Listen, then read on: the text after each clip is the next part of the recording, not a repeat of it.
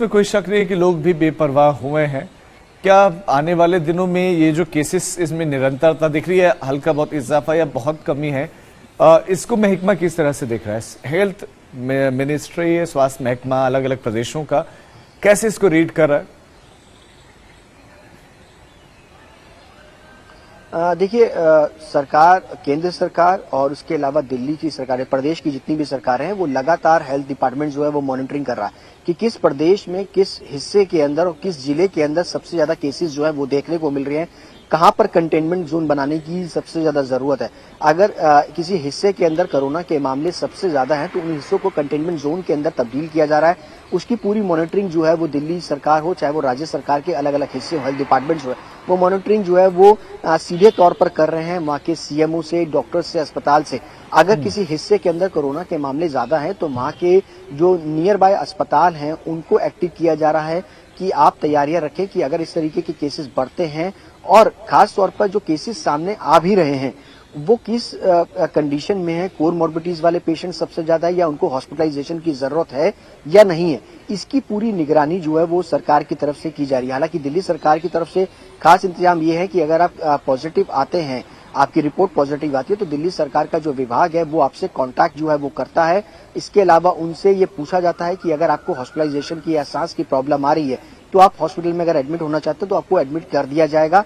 ये सुविधा जो है वो सरकार की तरफ से दी गई है और यही वजह है कि लोग जो हैं जिनको बहुत ही माइल्ड सिम्टम्स है, जिसमें अगर बात की जाए तो हल्की खांसी और हल्का जुकाम और हल्का बुखार जो है वो इन दिनों देखने को मिल रहा है। और लोग बाग जो है, अगर कहा जाए जो हल्का बुखार 1 या 2 दिन का आता है या खांसी हल्की फुल्की होती है तो उसको घर पर ही पैरासीटामोल, इन तमाम मेडिसिन जो है वो ले रहे हैं और उसके 2 दिन बाद वो रिकवर भी हो रहे हैं। तो लोग इस वजह से भी बेपरवाह जो है वो नजर आए हैं।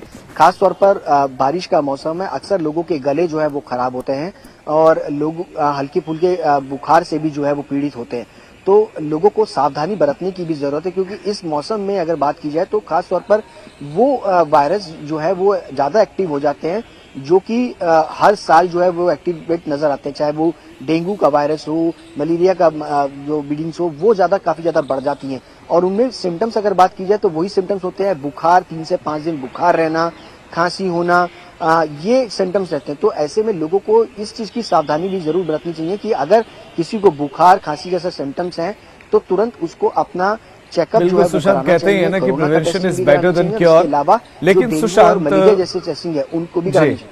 सुशांत, मैं आपसे ये जानना चाह रहा हूँ कि कोविड की टेस्टिंग पहले जिस तरह से होती थी, जिन लोगों को लगता था कि उनको टेस्टिंग कराना चाहिए था तो वो आकर करते थे, फिर डोर टू डोर कैंपेनिंग भी आपने देखा और टेस्टिंग की रफ्तार बहुत तेज थी और बहुत बड़ा जो है बड़ी आबादी होती थी जिसकी टेस्टिंग होती थी। पहले की टेस्टिंग में और अब की टेस्टिंग में कितना बदलाव आ गया है? अब टेस्टिंग किस तरह से होती है? सिर्फ वही लोग जिनको लगता है कि उनको टेस्ट कराना चाहिए वही लोग जाते हैं, कोई और भी तरीका है जिससे टेस्टिंग हो रही है? देखिए, टेस्टिंग का तरीका वही है। हालांकि सरकारी सेंटर्स जितने भी हैं, अगर आप सरकारी अस्पताल में जाएंगे कोविड के हॉस्पिटल में, वहां पर अगर आप चाहें तो फ्लू कॉर्नर्स में जाकर के टेस्ट करा सकते हैं। इसके अलावा प्राइवेट लैब्स के जरिए आप टेस्ट करा सकते हैं और घर बुलाकर के भी प्राइवेट लैब्स के जरिए जो है वो आप टेस्ट करा सकते हैं। इस बीच में अगर कहा जाए तो सेल्फ टेस्ट किट का डिमांड भी जो है वो काफी ज्यादा बढ़ी हुई देखने को मिली है। कोरोना की जो तीसरी लहर आई थी उस दौरान भी लोगों ने सेल्फ टेस्ट किट का इस्तेमाल जो है वो काफी ज्यादा बढ़ा दिया था और घरों में भी लोग जो है वो सेल्फ टेस्ट किट जो है वो कर रहे हैं। यानी कि आप घर बैठे आसानी से अपना टेस्टिंग जो है वो कर सकते हैं। अगर आपको कोरोना के सिम्टम्स है और आपको आपकी जो रिपोर्ट सेल्फ टेस्ट किट के अंदर पॉजिटिव आती है तो उसके बाद आपको अपना आरटी-पीसीआर टेस्ट जो है वो कराना पड़ता है। तो सरकारी अस्पतालों के अंदर ये सुविधा पूरी तरीके से मुफ्त है। इसके अलावा अगर आप चाहें तो अगर आपको कोरोना सिम्टम्स है तो आपको खुद जाकर के सेंटर्स पर जो है वो टेस्टिंग करा सकते हैं। इसके अलावा अगर आप घर पर भी चाहते हैं तो आपको टेस्टिंग की सुविधा जो है वो मिल सकेगी और उसकी रिपोर्ट्स भी जो है वो आपको आसानी से 24 घंटे से भी कम समय के अंदर जो है वो मिलेगी। अगर हम वैक्सीनेशन की बात करें तो वैक्सीनेशन की जो प्रोग्रेस है वो कितनी है देश में और बूस्टर डोज कितनी बड़ी आबादी को लग चुकी है? देखिए, वैक्सीनेशन की अगर बात की जाए तो अधिकांश दिल्ली में अगर खास तौर पर अगर बात की जाए तो दिल्ली में ज्यादातर लोगों को वैक्सीनेशन जो है वो लग चुकी है। फर्स्ट डोज और सेकंड डोज जो है वो लोगों को मिल चुकी है। बूस्टर डोज अगर बात की जाए तो सीनियर सिटीजन जो कि 60 साल की उम्र के ऊपर वाले लोगों के लिए रखा गया था, लेकिन उसको भी अब घटा करके कम कर दिया गया। यानी तमाम लोगों के लिए जो कि 18 साल से भी ऊपर के लोग हैं, उन सबको वैक्सीनेशन का तीसरा डोज यानी प्रिकॉशन डोज अगर कहा जाए वो मिल चुका है।